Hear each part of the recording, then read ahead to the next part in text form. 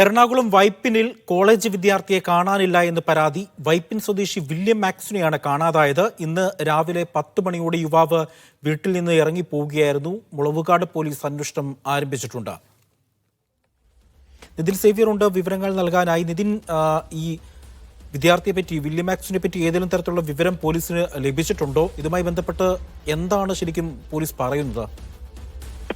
അജി, ഇന്നലെ രാവിലെ 10 മണിയോടെയാണ് വൈപ്പിൻ സ്വദേശിയായ 18 വയസ്സുള്ള വിദ്യാർത്ഥി വില്യം മാക്സിമസിനെ കാണാതായത്. മുളവുകാട് പോലീസ് ഈ സംഭവത്തിൽ കേസെടുത്ത് അന്വേഷണം ആരംഭിച്ചിട്ടുണ്ട്. വില്യവും ഒപ്പം മാതാപിതാക്കളും ഒക്കെ തന്നെ ബഹ്റിനിലായിരുന്നു താമസിച്ചിരുന്നത്. ഈ അധ്യയന വർഷം ഇങ്ങോട്ടേക്ക് എറണാകുളത്തെ ഒരു കോളേജിലേക്ക് വില്യമിനെ പഠിക്കാനായി അഡ്മിഷൻ അടക്കം എടുത്തിരുന്നതാണ്. പക്ഷേ ഒരു ബന്ധുവിന്റെ വീട്ടിൽ വില്യമിനെ നിർത്താൻ തീരുമാനിച്ചിരുന്നത്. പക്ഷേ ഈ ബന്ധുവും വിദേശത്തേക്ക് പോകാൻ തീരുമാനമെടുത്തതിനെ തുടർന്ന് ഇവിടെ നിന്നും വീണ്ടും ബഹ്റിനിലേക്ക് തിരികെ വില്യമിനെ കൊണ്ടുപോകാനായി മാതാപിതാക്കളടക്കം എത്തിയിരുന്നു. ഇന്ന് രാവിലെയാണ് ബഹ്റിനിലേക്ക് പോകാൻ ടിക്കറ്റ് അടക്കം ബുക്ക് ചെയ്തിരുന്നത്. അതിനിടയിലാണ് ഇന്നലെ രാവിലെ വില്യം മാക്സിമസിനെ കാണാതാകുന്നത്. ഏതായാലും മുളവുകാട് പോലീസിൽ കുടുംബം പരാതി നൽകിയിട്ടുണ്ട്. പോലീസ് അന്വേഷണം നടത്തുന്നുണ്ട്. കുടുംബത്തിൽ അങ്ങനെ പ്രശ്നങ്ങളൊന്നും ഇല്ലായിരുന്നു എന്നാണ് പോലീസിന് ബന്ധുക്കൾ മൊഴി നൽകിയിരിക്കുന്നത്. ഏതായാലും ഈ 18 വയസ്സുകാരനാണ് വില്യം മാക്സിമസ്.